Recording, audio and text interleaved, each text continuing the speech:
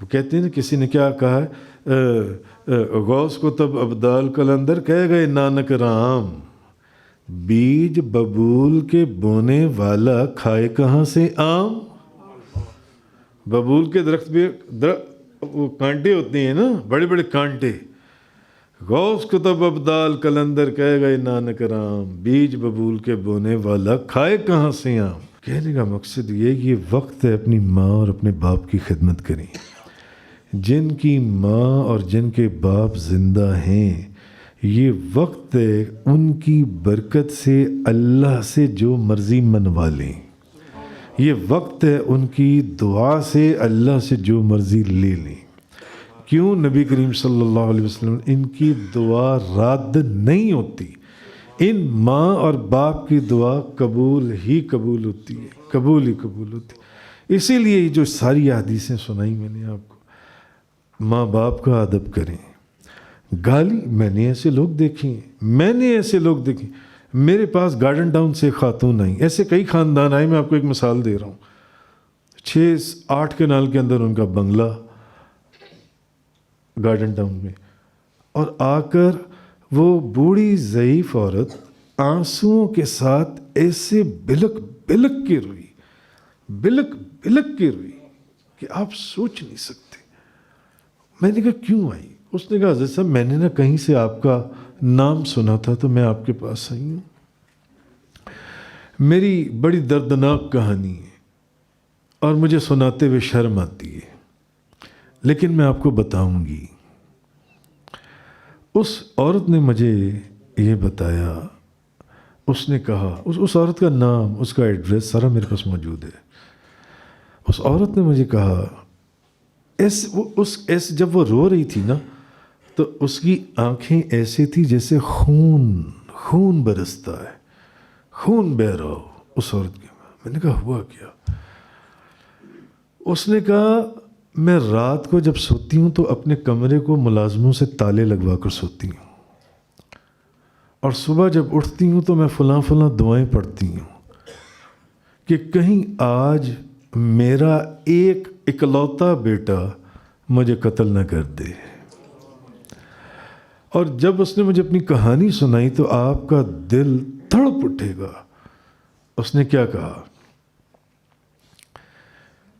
جس اولاد کو ماں باپ سے بیٹھ کر باتیں کرنی چاہیے، ان کو خوش کرنا چاہیے، ان کو راضی کرنا چاہیے، ان کی دعائیں لینی چاہیے، بجائے اس کی کہ ماں باپ بیٹھے سہمے رہیں، ڈرے رہیں۔ کہنے لگی کہ میرا بیٹا کوئی ہفتہ ایسا نہیں جاتا کہ کسی ایک ہفتے میں وہ میرے منہ کے اوپر تھپڑ نہ رسید کرتا ہو، اور جب وہ میرے منہ پر تھپڑ مارتا ہے تو پھر مجھے گالیاں بھی دیتا ہے۔ نبی کریم صلی اللہ علیہ وسلم نے تو کسی دوسری کی ماں یا باپ کو گالی دینے سے منع فرمایا، جو ابھی میں نے آپ کے سامنے پیچھے حدیث بیان کی تھی، اور پھر وہ مجھے گالیاں بھی دیتا ہے۔ جس بوڑھی ماں یا بوڑھے باپ جس کی داڑھی سفید ہو گئی ہو، جس کے پاؤں میں بیٹھ کر اولاد کو اپنی جنت میں محل بنانے چاہیے، نبی کریم صلی اللہ علیہ وسلم اللہ اور اس کے رسول کی رضا اور خوشی حاصل کرنی چاہیے، اللہ اور اس کے رسول کی مرضی حاصل کرنی چاہیے، وہ اولاد ماں باپ اس طرح۔ وہ پچھلے دنوں میں مینچسٹر میں تھا، مینچسٹر میں تو ایک دوست کینیڈا سے، انہوں نے مجھے ایک شعر بھیجا۔ آپ یقین جانیے میں نے جب وہ شعر سنا تو میں وہ شعر سن کر، انہوں نے مجھے ایک واٹس ایپ کیا، اس واٹس ایپ کے اندر ایک شعر تھا، کوئی بندہ وہ شعر پڑھ رہا تھا۔ آپ یقین جانیے وہ شعر سن کر میرا اپنا ذاتی خیال ہے کہ کم از کم میں 20-25 منٹ، آدھا گھنٹہ میں آنسوؤں کے ساتھ روتا رہا۔ ابھی کوئی مہینہ 1.5 مہینہ پہلے کی بات ہے۔ شعر کیا تھا یہ، وہ اچانک مجھے یاد آ گیا یہاں پر۔ پتر لے گئی نواں، تیاں لے گئے ہور،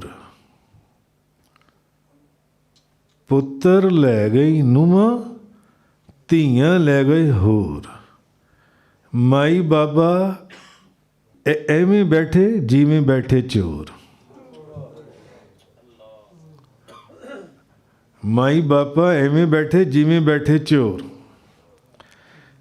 بوڑھے ماں باپ کے پاس بیٹھنے کا وقت ہے. جب آپ بوڑھے ماں یا باپ کے پاس بیٹھیں گے، اور بوڑھے نہ بھی ہوں، ماں یا باپ کی جو میں نے آپ کو درجنوں احادیث سنائی ہیں، آپ اپنی ماں یا اپنے باپ کے قدموں میں بیٹھیں گے. میری داڑھی سفید ہو گئی، میں آج تک اپنی ماں کے پاؤں چومتا ہوں.